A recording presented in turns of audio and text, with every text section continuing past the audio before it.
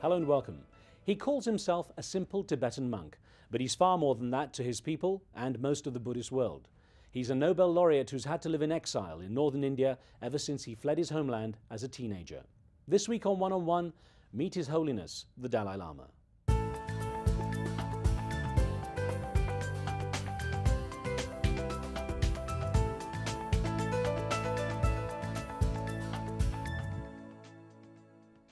Tenzin Gyatso, known around the world simply as the Dalai Lama, was the first Tibetan spiritual leader to travel to the West. It's a trend he has continued as he regularly meets with world leaders to publicize the cause for a free Tibet, which is governed by China. He's led a government in exile in Dharamsala in northern India since fleeing his homeland in 1959. Tenzin Gyatso had a colorful life from an early age. He was taken from his family around the age of 2 for intensive training after being identified as the reincarnation of the 13th Dalai Lama. He was enthroned as Tibet's head of state at the age of just 15.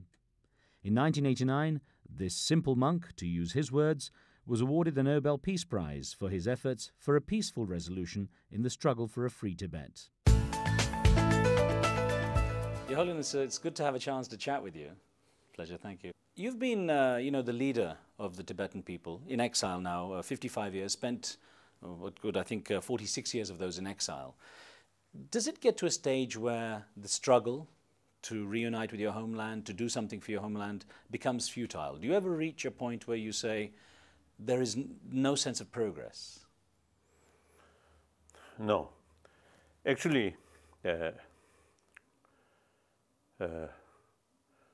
the first global level, things are changing. The end of the 20th century, I think a lot of positive change took place. Then people from China, I think because of the wider contact, I think the more broader sort of attitude now developing. So therefore, in people from China, things are changing quite rapidly. Today's China, compared 20, 30 years ago, much changed. So as a result, it's more and more Chinese now showing genuine interest about Tibet, and also showing the concern. So things are moving. So basically, I'm optimistic.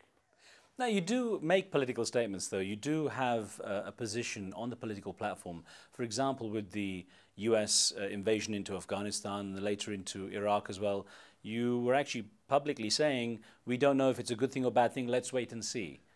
I mean, it seems strange for someone who is against conflict to say, let's wait and see. Basically, everybody knows I'm always against war or violence. I often describe war is obsolete or outdated. Then the particular case, now the Iraq. Now whether this will bring some positive result or not, or total failure, only history will show. We don't know. So have to wait. History eventually will tell. So still, I thought, although some progress, some positive progress now taking place both in Afghanistan and Iraq, but still too early to say. So, Your Highness, if someone says in a yes or no situation, answering yes or no, could arms and armed conflict be justified? What would you say?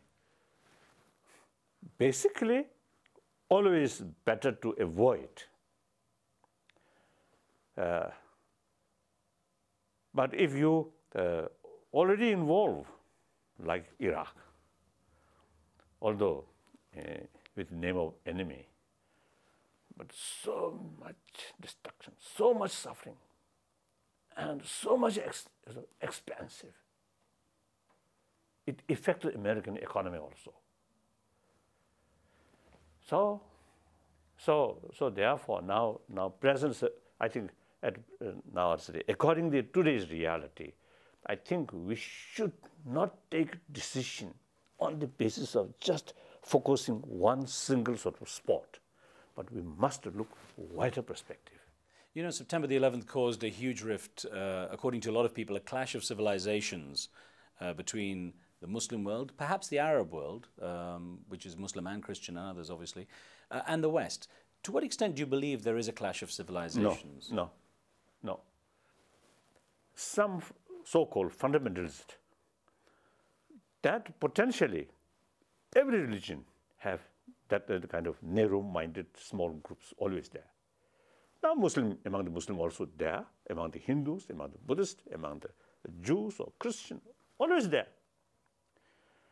But these small number of fundamentalists or narrow-minded people cannot represent the whole sort of tradition or whole group. So therefore, I don't think it is sort of healthy way to say clash of civilization. I don't think.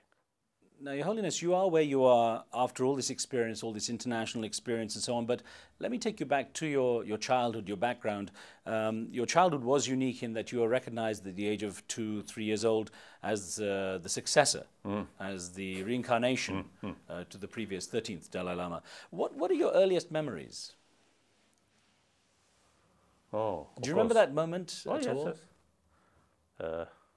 I think positive side. I always remember my mother, very, very kind. And even later, I was separated from my family in Nobulinga, in Lhasa. My mother quite often she came to see me, and whenever she came, she always bring her own made bread, which is very delicious. That I always remember. And then negative things, few occasions, fear, then I think age, perhaps 3 years or 4 years, I think 3 years old. In our village, no toilet, open toilet. So one day I was in the open toilet, and one huge camel coming towards my side. That great disturbance on my business at the open toilet. I ran away. That I remember still. You were actually part of a big family. I think 8 brothers and sisters. And yeah, big family. How did you cope with that separation when you were taken away? It's not my choice, but I think perhaps it's 2 factors. One, as I mentioned earlier, is my mother, from time to time, come to see me. Then my immediate, entourage, or people who taking care of me day and night. Old monk, very, very kind. So therefore, I think my life at that age, I think no feeling at all, some kind of lonely or some kind of isolated. So I think when I look back now, almost more than 60 years before when I was young, I think I was a quite happy boy at that time. Never feel some kind of lonely like that. There was a big turning point in your life, obviously, when there was the Tibetan uprising in March 1959, and the He has become a refugee. That's right, and the Chinese army came in and crushed the revolution. Take me through what happened there, the point you realized you had to leave, and that now you would be leaving your homeland and possibly never returning. I think long story. Firstly, 1950, 51, then 17-point agreement signed. Although that signature under duress, not volunteer, or not equal way. Then we returned from Indo-Tibetan border, then I returned. Then 54,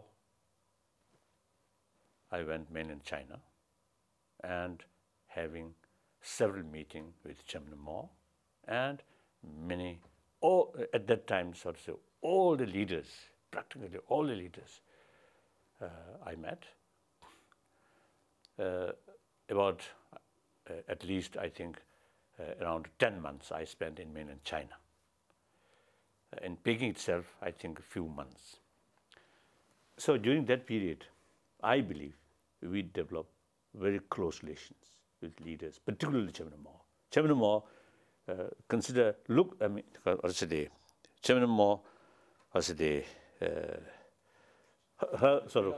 his sort of attitude was me, almost like father, like father.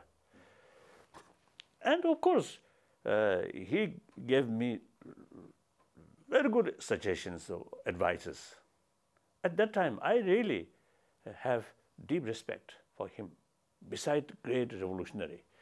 Also, you see, personally, he really took sort of every care about me. 9 years, I try my best to minimize under difficult circumstances. The influence of China. But then completely failed. So then afternoon, 17th March 1959, there's no other choice except escape. Now, when I look back, I have no regret. Your Holiness, don't go away. We're just going to pause for a break here on One on One. We'll be back in just a second.